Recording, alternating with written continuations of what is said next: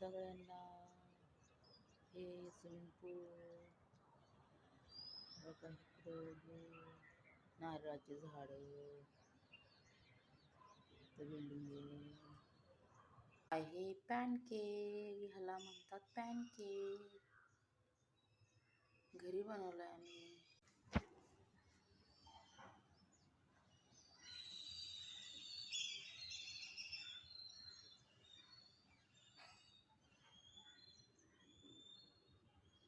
खाण्यासाठी किती जंप मारायला लागले, जंप मारायला लागले गे बाई.